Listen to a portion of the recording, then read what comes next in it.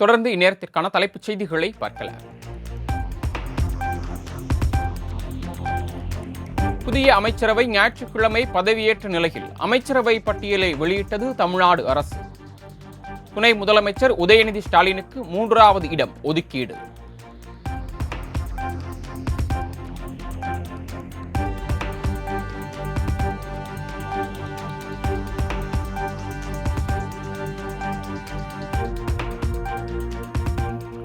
அதிக அளவில் வேலைவாய்ப்பு வழங்குவதில் முதலிடத்தில் உள்ளது தமிழ்நாடு. மத்திய புள்ளியியல் திட்ட அமலாக்க அமைச்சகத்தின் ஆண்டறிக்கையில் தகவல்.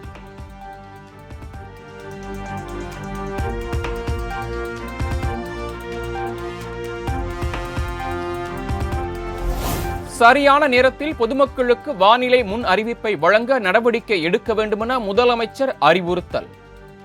மழைக்காலத்தில் ஒரு இறப்பு கூட ஏற்படாமல் இருக்கும் அளவில் செயல்பாடுகள் இருக்க வேண்டுமென உத்தரவு.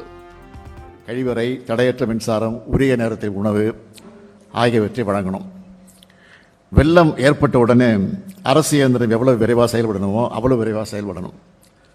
ஓர் உயிரிழப்பு கூட ஏற்படக்கூடாது என்ற நோக்கத்தோடு செயல்படணும்.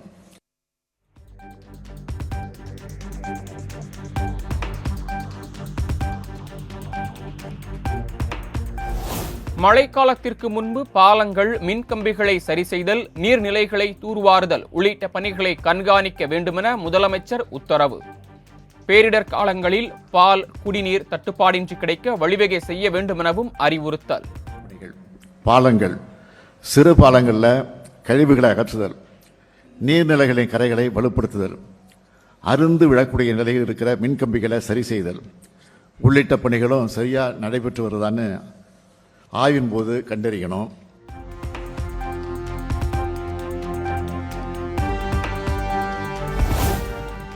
முன்னெச்சரிக்கை நடவடிக்கை இருந்தால் எந்த பாதிப்பையும் தடுத்து விடலாம். வடகிழக்கு பருவமழை முன்னெச்சரிக்கை நடவடிக்கை தொடர்பான கூட்டத்தில் முதலமைச்சர் மு.க. ஸ்டாலின் அறிவுறுத்தல்.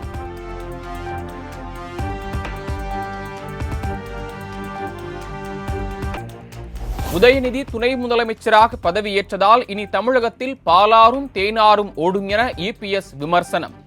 வாரிசு அரசியலுக்கு வரும் சட்டமன்ற தேர்தலில் மக்கள் பாடம் புகட்டுவார்கள் எனவும் காட்டம். தற்போது முதலமைச்சர் அவர்கள் திரு உதயநிதி அவர்களுக்கு துணை முதலமைச்சர் வழங்கியிருக்கின்றார். இன்றைக்கு உதயநிதி அவர்கள் தமிழகத்தினுடைய துணை முதலமைச்சராக பொறுப்பேற்றவுடன் தமிழகத்தில் தேனாரும் பாலாறும் ஓடும்.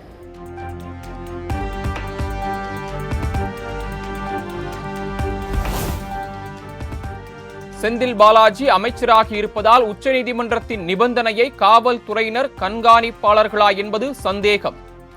எதிர்க்கட்சித் தலைவர் எடப்பாடி பழனிசாமி குற்றச்சாட்டு.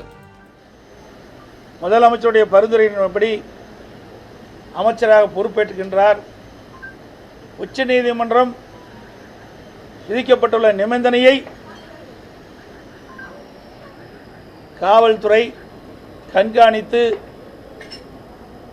நிபந்தனையை மீறினால் நடவடிக்கை எடுக்கப்படுமா என்று சந்தேகம் மக்களிடத்திலே உள்ளது.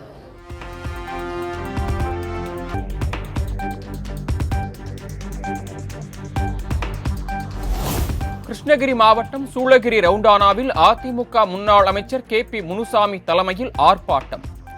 குறைந்த மின்னழுத்தம் காரணமாக விவசாய மின் மோட்டார்கள் பழுதடைவதாக குற்றம் சாட்டி போராட்டம்.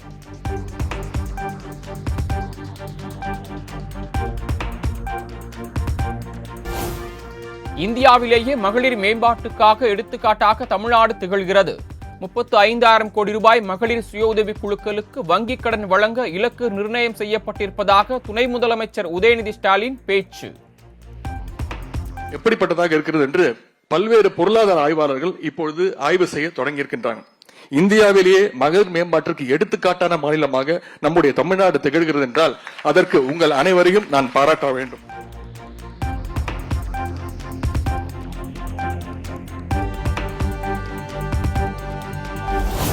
Hosur Tata electronics mobile phone உற்பத்தி ஆலை 3699 கோடி ரூபாய் முதலீட்டில் விரிவாக்கம்.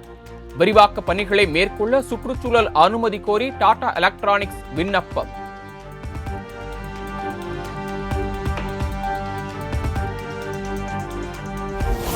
கோவை ஈஷா யோகா மையத்தின் மீது எத்தனை வழக்குகள் நிலுவையில் உள்ளன? விவரங்களை அளிக்குமாறு காவல்துறைக்கு சென்னை உயர்நீதிமன்றம் உத்தரவு.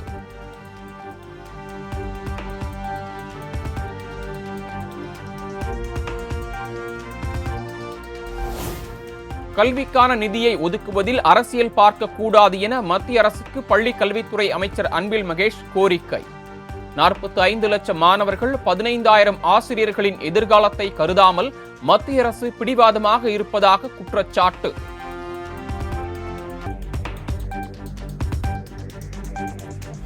அமலாக்கத்துறை வழக்கு விசாரணையை அக்டோபர் 14ஆம் தேதிக்கு ஒத்திவைக்க வேண்டுமென்ற செந்தில் பாலாஜி தரப்பு கோரிக்கை நிராகரிப்பு. மீண்டும் அக்டோபர் 4ஆம் தேதி ஆஜராக செந்தில் பாலாஜிக்கு சென்னை முதன்மை அமர்வு நீதிமன்றம் உத்தரவு.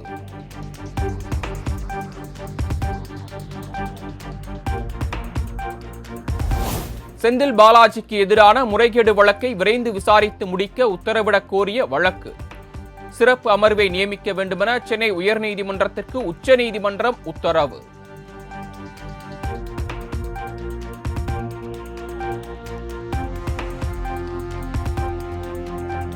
புதிய அமைச்சர்களாக பதவியேற்ற கோவி செழியன் மற்றும் ராஜேந்திரன் பொறுப்பேற்பு. தலைமை செயலகத்தில் முறைப்படி கோப்புகளில் கையெழுத்திட்டு பணிகளை தொடங்கினார் அமைச்சர் ஆவடி நாசர்.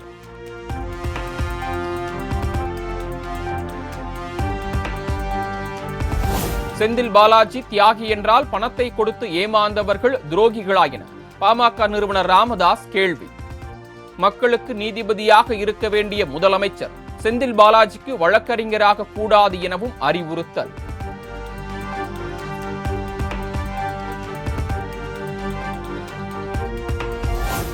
செல்வ பெருந்தகை குறித்து ராகுல் காந்திக்கு தான் அனுப்பிய கடிதத்தில் எந்த அவதூறு கருத்தும் இல்லை என பகுஜன் சமாஜ் கட்சி நிர்வாகி ஜெய்சங்கர் விளக்கம். அஸ்வத்தாமனுக்கும் செல்வ பெருந்தகைக்கும் நெருங்கிய தொடர்பு உள்ளது எனவும் திட்டவட்டம்.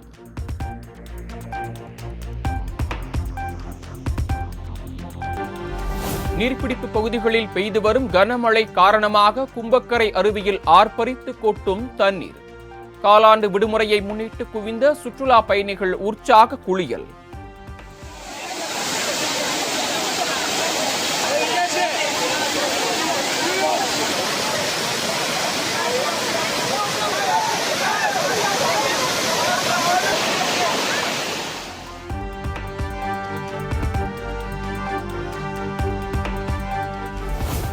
பழனி பஞ்சாமிர்தம் குறித்து அவதூறு கருத்து தெரிவித்த வழக்கில் இயக்குனர் மோகன்ஜி மன்னிப்பு கேட்டு வீடியோ வெளியிட வேண்டும். பல்வேறு நிபந்தனைகளுடன் முன்ஜாமீன் வழங்கி உயர்நீதிமன்ற மதுரை கிளை உத்தரவு.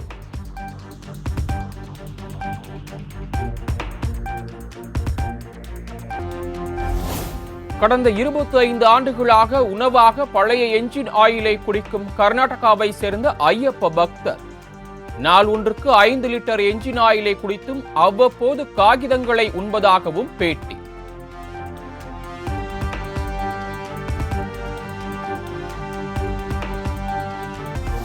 மேட்டுப்பாளையம் உதகை இடையேயான மலை ரயில் சேவை செவ்வாய்க்கிழமை ரத்து. மலை ரயில் பாதையில் சீரமைப்பு பணிகள் நடைபெற்று வருவதை அடுத்து தெற்கு ரயில்வே அறிவிப்பு.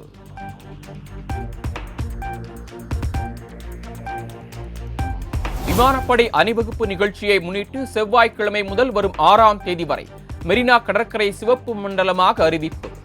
ட்ரோன் ஆளில்லா விமானம் பறக்க தடை விதித்து சென்னை மாநகர காவல்துறை உத்தரவு.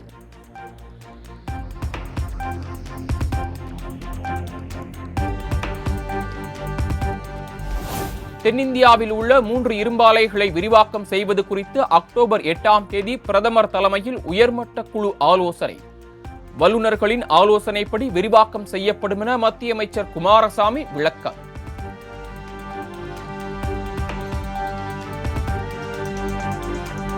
காவிரி நதிநீர் பிரச்சினைக்கான தீர்வு சட்ட ரீதியாக நடப்பது அல்ல என மத்திய அமைச்சர் குமாரசாமி பேட்டி. இருதரப்பும் பேசி தீர்ப்பதுதான் சரியானது என விளக்கம்.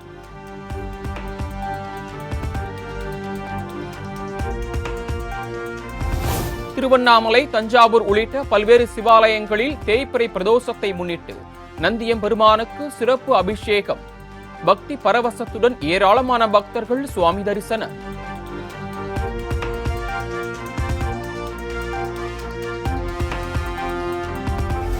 மயிலாடுதுறை மாவட்டத்திற்குட்பட்ட பல்வேறு பகுதிகளில் பரவலாக பெய்த மழையால் விவசாயிகள் மகிழ்ச்சி. சிவகங்கை, தேவக்கோட்டை உள்ளிட்ட பகுதிகளிலும் கனமழை.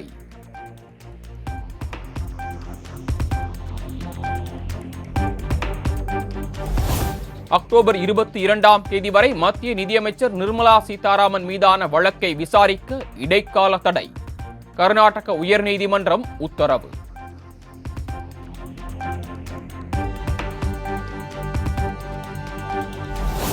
நில ஒதுக்கீடு விவகாரத்தில் கர்நாடக முதலமைச்சர் சித்தராமையா மீது அமலாக்கத்துறை வழக்கு பதிவு.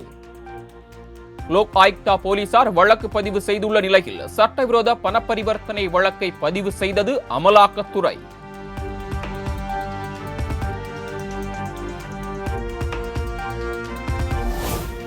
திருப்பதி லட்டு விவகாரத்தில் ஏற்கனவே விசாரணைக்கு உத்தரவிடப்பட்டிருக்கும் போது ஊடகங்களுக்கு பேட்டியளித்தது ஏன்? ஆந்திர மாநில முதலமைச்சர் சந்திரபாபு நாயுடுவுக்கு உச்சநீதிமன்றம் கேள்வி.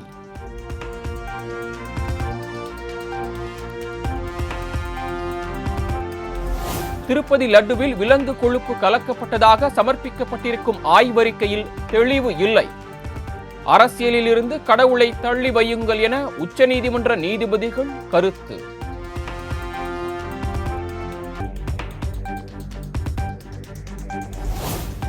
பாலியல் புகாரில் சிக்கிய மலையாள நடிகர் சித்திக்கை கைது செய்ய இடைக்கால தடை. முன்ஜாமீன் கோரி சித்திக் தாக்கல் செய்த வழக்கில் கேரள அரசும் புகார் அளித்த நடிகையும் 2 வாரத்தில் பதிலளிக்க உச்சநீதிமன்றம் உத்தரவு.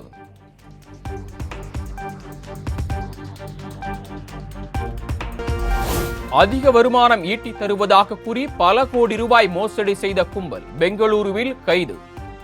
சீனாவின் ஆன்லைன் கும்பல் உதவியுடன் மோசடியில் ஈடுபட்டு வந்தது அம்பலம்.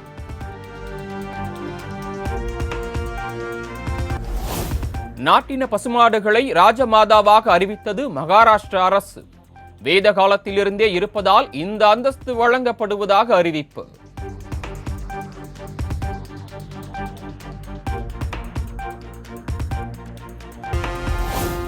வங்கதேச அணிக்கு எதிரான 2வது டெஸ்டில் முதல் இன்னிங்ஸில் 285 ரன்களுக்கு டிக்ளேர் செய்தது இந்தியா.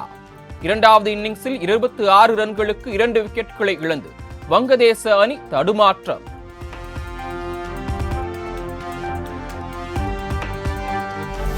டெஸ்ட் கிரிக்கெட்டில் 300 விக்கெட்டுகளை வீழ்த்தி சாதனை படைத்தார் இந்திய வீரர் ரவீந்திர ஜடேஜா. டெஸ்ட் போட்டியில் வேகமாக 3000 ரன்களை கடந்து 300 விக்கெட்டுகளை வீழ்த்திய வீரர் என்ற பெருமையை பெற்றார்.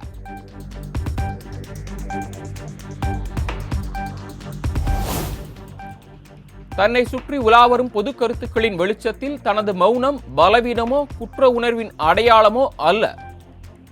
நடிகர் ஜெயம் ரவியுடன் சேர்ந்து வாழ்வதையே விரும்புகிறேன் என அவரது மனைவி ஆர்த்தி அறிக்கை.